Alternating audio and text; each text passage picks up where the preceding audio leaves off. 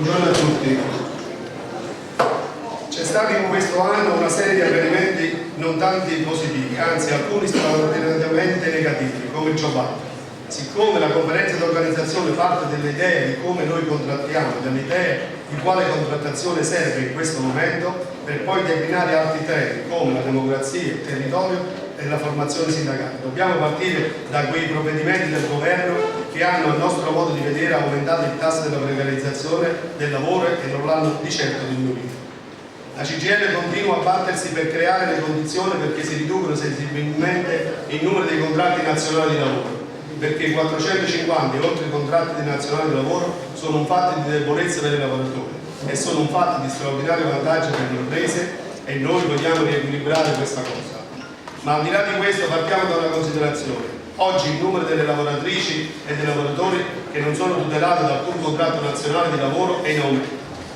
Allora, se aumentano quelli che sono esclusi dalla contrattazione, diciamo che ci vuole un'azione, una riflessione anche delle sperimentazioni che ci consente di includere quelli che oggi vengono esclusi. Per questo immaginiamo una serie di cose, dagli appalti alla contrattazione di filiere o di sito, delle sperimentazioni che il coordinamento confederale possono consentire alla CGIL e a tutte le sue categorie di fare una contrattazione che ricomprende anche quelle persone che oggi stanno fuori dalla nostra attività di tutela e di negoziazione. Non da meno la contrattazione sociale territoriale, che di fatto è diventata una contrattazione di parità economica degli altri livelli di contrattazione, oltre che elemento fondamentale per evitare diseguaglianze e disparità. Oggi tutti i vari livelli dell'amministrazione pubblica puntano al risparmio, indigendo a pieni mani dai fondi destinati a scuole, asili, assistenza anziani, disabili e sanità. 10 milioni di persone non accedono alle cure e altri 3 milioni si indebitano per curarsi. L'austerity anche mala sanità. I tagli ingrassano la sanità privata mentre il governo sta varando un piano per altri miliardi di tagli. In due distinti rapporti appena usciti, Corte dei Conti e Census spiegano che il parziale successo delle misure di contenimento dei costi sanitari cozza profondamente con l'appropriatezza delle offerte sanitarie e che la sanità è sempre più privata, con una spesa direttamente sostenuta dalle tasche dei cittadini che cresce al ritmo di 1 miliardo l'anno, 33 miliardi di euro nel 2014 a fronte di 110 finanziati dal servizio sanitario. Nel nostro territorio, per completare la riforma sanitaria per intensità di cura, sono previste l'istituzione delle case della salute. Oggi operative sono quelle di Dolorami, delle altre 12 nessuna notizia e proclamazione. I nostri compagni e compagne dello SPI in questi giorni stanno presidiando il territorio con manifestazioni e raccolte firme. Il tutto questo non è possibile lasciarlo solo in capo allo SPI e in questi giorni l'abbiamo dimostrato, nonostante solleciti e quant'altro. Abbiamo visto che questa iniziativa è solo in capo e in collo ai compagni dello SPI. Non troviamo né traccia di categoria o altro. La nostra organizzazione a livello di Camera del Lavoro Territoriale deve costituire un coordinamento per seguire tutte queste tematiche e in tutti i punti dell'organizzazione deve essere messa sempre a conoscenza degli iscritti e iscritti e richiedere la partecipazione attiva. La riorganizzazione. Altro elemento di non poco conto è il territorio. Nel documento del direttivo nazionale che ha indetto la conferenza di organizzazione si legge: cambiare per radicarsi di più nel territorio, dando più forza e centralità alle Camere del Lavoro, intese come insieme tra confederazioni, categorie e sistema delle tutele individuali, quindi come luogo essenziale di confederalità. Cercare di ridurre all'osso quelli che sono i palazzi, le nostre sedi e di spostare il più possibile i dirigenti e funzionari del sindacato nel territorio. Spostarla a lavorare in categorie per fare la contrattazione in azienda e spostarla a lavorare nella contrattazione sociale territoriale, spostarla a lavorare nel sistema della tutela dei servizi. In questo, come Camera del Lavoro di Livorno, siamo già a buon punto. Ormai sono circa 4 anni che abbiamo improntato la nostra attività finalizzata a migliorare l'efficienza e la riduzione dei costi, per lasciare sempre maggiormente le risorse per le categorie finalizzate ad attivare nuovi percorsi con nuovi delegati. Alla fine di quest'anno, nella nuova ripartizione delle spese anno 2016, le categorie troveranno una consistente riduzione del contributo annuale verso la Camera del Lavoro per i servizi. Segnalo la scelta di non sostituire la campagna componente della segreteria che nei mesi scorsi è andata in pensione. I fondi previsti per lo stipendio della campagna sono stati destinati alle categorie che hanno messo a disposizione di compagni e della compagna per formare un gruppo non solo di sostegno alla segreteria, ma anche per permettere a questi di formarsi confrontandosi con materie confederali e prepararsi a futuri incarichi che l'organizzazione deciderà di affidargli. E abbiamo anche provveduto a fare degli spostamenti di un compagno e dei compagni dalla categoria Fillea verso i servizi. Nel nostro caso i risultati sono quantificabili e per certi versi anche inattesi, anche da parte dei più ottimisti. Gli ultimi 4 bilanci consuntivi sono conosciuti, dove a fronte anche della riorganizzazione ci sono stati avanzi di gestione importanti che hanno permesso di abbattere crediti inesigibili e la ricostruzione anche del fondo accantonamento del TFR dei dipendenti. Questo dovrebbe indurre anche gli altri livelli dell'organizzazione ad affrontare il problema dei livelli sovrapposti o duplicazioni, che non hanno motivo di esistere, vedesi alcune strutture regionali e nazionali, nonché contenere le segreterie al numero strettamente necessario, non escludendo anche incarichi a scavalco con le categorie. Contrattazione. È chiaro e evidente quando diciamo contrattazione inclusiva, quando parliamo di appalti. Anche in questo caso il nostro territorio è stato già un laboratorio di esperienza, vedesi contrattazione di filiere di siti come Parco Industriale Solvay e Raffineria Eni, nonché molti protocolli per gli appalti. Quando parliamo di bilateralità e via dicendo ragioniamo del lavoro che c'è, del lavoro che è da conquistare, del lavoro che è da tutelare, è quello che bisogna estendere e creare. È evidente che questa azione che si tiene tutta assieme non possiamo ragionare per compartimenti stagni o per capitoli, come se una cosa non fosse connessa all'altra. L'iniziativa per il lavoro è un'iniziativa che caratterizza e caratterizzerà la priorità della CGIL in questa lunga fase di crisi e noi dobbiamo cercare di dare un volto anche da un punto di vista organizzativo alla nostra organizzazione, che sia un volto utile a supportare l'azione del lavoro che stiamo producendo.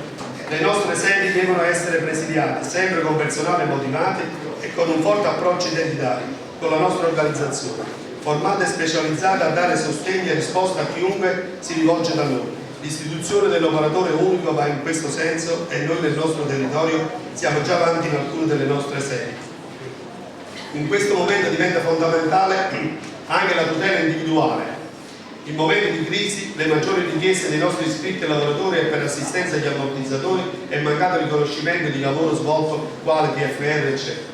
Questa conferenza deve affrontare per forza la presenza dei territori delle categorie ponendo il problema delle risorse. In primo luogo è pensabile continuare ad avere categorie con meno di 1000 iscritti o iscritti o è pensabile di valorizzare alcune esperienze come le nostre, di accorpare inizialmente nella figura del segretario generale fino al superamento delle istanze congressuali e prevedere categorie di più canoni del lavoro, come esempio area vasta. La partecipazione alla selezione del gruppo dirigente. Quanto alla democrazia e alla partecipazione, l'idea è di essere coerenti, perché noi abbiamo firmato con convinzione, al di là di qualche nostra struttura che non era d'accordo, il testo unico sulla rappresentanza e la rappresentatività. Scusate. Quell'accordo dice che gli iscritti e delegati dei luoghi di lavoro devono avere più ruolo e più potere. Non possiamo avere un accordo che dice quella cosa lì e non fare altrettante nella nostra organizzazione. Noi proponiamo alla conferenza di decidere alcune cose che spostino significativamente l'asse della partecipazione. Vogliamo codificare che gli iscritti nei luoghi di lavoro abbiano il diritto e il dovere di essere loro a scegliere quali sono i nostri candidati nell'RSU o quali sono quelli da eleggere nell'RSA. Che gli iscritti abbiano il potere di decidere quali sono le proposte che la CGIL porta a confronto con le altre organizzazioni sindacali per costruire le piattaforme rivendicative. Dopodiché pensiamo che ci debbano essere ambiti come il comitato degli iscritti che garantiscono agli stessi iscritti che almeno periodicamente la CGIL, la categoria, la confederazione vadano in quell'azienda, vadano a parlare, facciano parlare, ascoltano, facciano partecipare, facciano decidere i lavoratori. Noi non possiamo essere l'organizzazione sindacale che si rivolge ai lavoratori una volta ogni 4 anni per dirgli venite al congresso, oppure una volta all'anno per dirgli di rinnovare la tessera. Questo non è possibile. Noi siamo un'organizzazione che deve avere un rapporto, oserei dire quasi quotidiano, con i propri iscritti e le proprie iscritte. Abbiamo approvato un documento che dice una cosa molto semplice. Quando sarà finita la conferenza di organizzazione, in CGIL non ci potrà essere più nessun dirigente, voi segretario generale, voi componente della segreteria, che non sia stato eletto da un organismo composto per la maggioranza assoluta dei suoi membri da delegati dei luoghi di lavoro o da attivisti delle leghe dello spirito. Dobbiamo ridare potere ai luoghi di lavoro e alle regole dello studio. La scelta è la nuova Assemblea Generale, che nell'intento certamente è corretta, ma va accompagnata con quale risorse per renderlo operativo. Ricordiamo a tutti che oggi, con le agibilità sindacali, si copre a stento il comitato direttivo, che di fatto fino ad oggi è garantito dalla legge 300. Come sarà possibile coprire i componenti dell'Assemblea Generale? Di fatto va affrontato e sicuramente approvata la riduzione dei comitati direttivi di tutte le istanze congressuali, con tempi di proporzione fra categorie e Camere del Lavoro, visto anche la partecipazione media che molte volte si riesce a coprire appena il numero legale. Identità e formazione. I processi di ristrutturazione, frammentazione e disarticolazione del mondo del lavoro determinano un'evoluzione del rapporto tra sindacato e lavoratori. Ciò infatti ha indebolito la valenza ideologica che caratterizzava in passato il legame con gli iscritti, mettendo invece sempre più in risalto la sempre maggiore strumentalità attribuita dal lavoratore alla sua associazione di rappresentanza. Ciò significa che la capacità di organizzazione sindacale, di mantenere o guadagnare consenso e quindi forza, passa sempre più attraverso una capacità di apparire ai lavoratori come concreti ed efficaci strumenti di tutela dei propri interessi. Questi ovviamente rappresentano un insieme di bisogni e di domande che si modificano e si evolvono nel tempo. La motivazione associativa diventa quindi sempre più concreta e composita. Serve quindi comprendere i multiformi bisogni espressi dai lavoratori e rendere coerenti con esse le attività, le iniziative e i servizi del sindacato. Qualsiasi iniziativa volta ad allargare il consenso a vita breve, se non è realizzata nella massima sintonia all'interno dell'organizzazione e non è duratura nel tempo. Bisogna quindi lavorare sul processo e non sul prodotto, e per presidiare efficacemente questo lavoro bisogna essere in grado di rappresentare adeguatamente la CGIL, avvicinare e far conoscere l'organizzazione a chi non la conosce, mantenere uno stretto rapporto con gli iscritti.